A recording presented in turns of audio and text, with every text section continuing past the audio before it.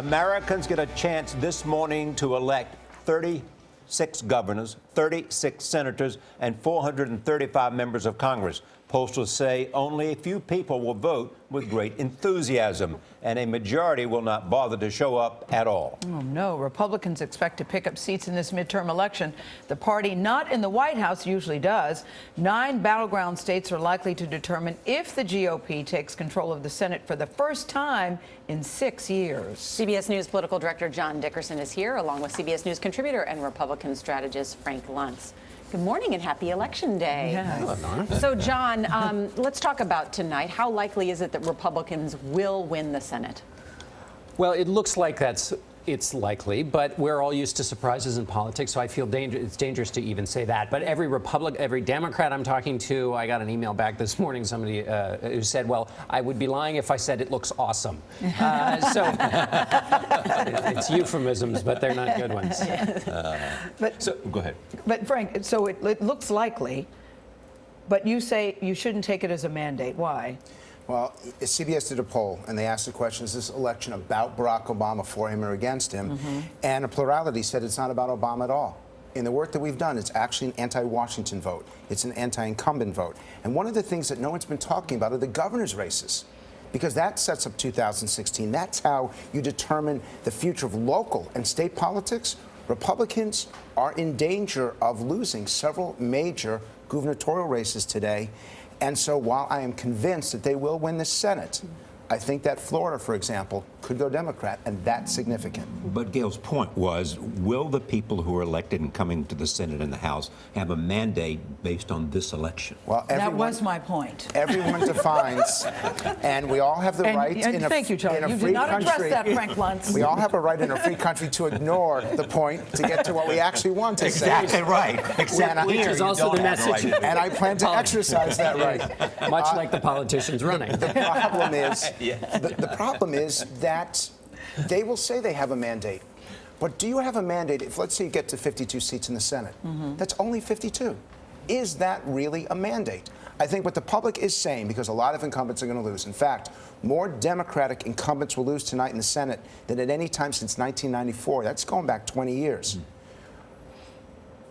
In the end, it's whether they will make the commitment to work with the president. And in the end, that's what the American people want. They want to get things done. There are 2 attributes in our polling that matter more than anything else: accountability and get things done. So they better listen to that. I mean, the interesting, Nora and I have talked about this. The interesting question to me is the dynamic after the election between the president and the Congress. We'll have a moment.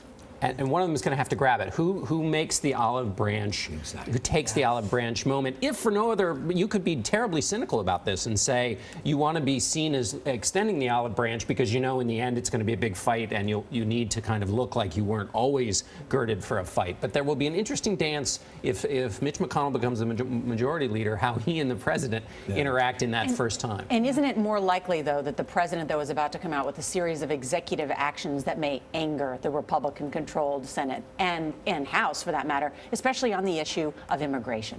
Well, he said he would, and that's if you want to poke the new. What kind of olive branch is that? Right. Well, it's an olive branch to the eye, which is Never good. Yeah, which is not a good way to start the conversation. But does one side, do you think, need to extend the olive branch more than the other? Does one side look worse here, or is it, as you say, Frank, everybody looks bad? The best example is 1995-96. More things got accomplished with Bill Clinton in office and the Republicans in the majority of the House and Senate than in any 2-year period. They were able to cooperate and get things done, even though they fought. But also they had a mandate based on their contract with America at that time. And I mean, I was involved in it. Now, but we mentioned the House. The other story that's not being told is that Republicans are 9 seats away, which I think they could get to tonight, 9 seats away from having the biggest majority since 1946. In the House. In the House. Right. So this is significant. How likely is it we will not know until December or January? Who controls the Senate? Yes. Well, we'll know. I think, well, it's possible. I mean, if there's a runoff, there's Is it going to be a likely runoff. or just possible?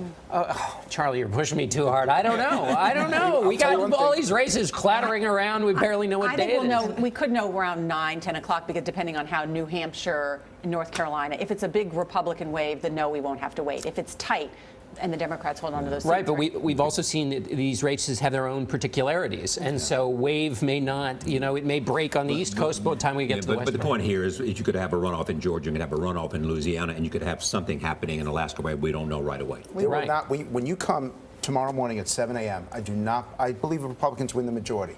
But at 7 a.m. tomorrow, when you go back on the air, I do not think that will have been declared because of those 3 states that you mentioned. And how likely that the pollsters are wrong? Hello, Eric Cantor. Nobody predicted he would lose. The Republican pollsters in 2012 were way off, predicting Mitt Romney. So I would tell you one thing for every viewer to remember: don't trust the pollsters. Exactly. Coming from a pollster. Coming from a pollster. Okay. I've been trying to make that point for a long time. Frank Luntz, John Dickerson, thank you. Our campaign 2014 coverage begins tonight on the CBS Evening News with Scott Pelley. We'll have updates during the evening, plus a primetime 1-hour special. Scott and I will bring you news and analysis with Bob Schieffer, Charlie and Gail, John Dickerson, Nancy Cordes, Bill Whitaker, Anthony Mason, and more. That's tonight, right here on CBS. I'm looking forward to it, aren't you? Oh, yeah. I love election night. I love election. I mean, just the way Charlie started the show last hour.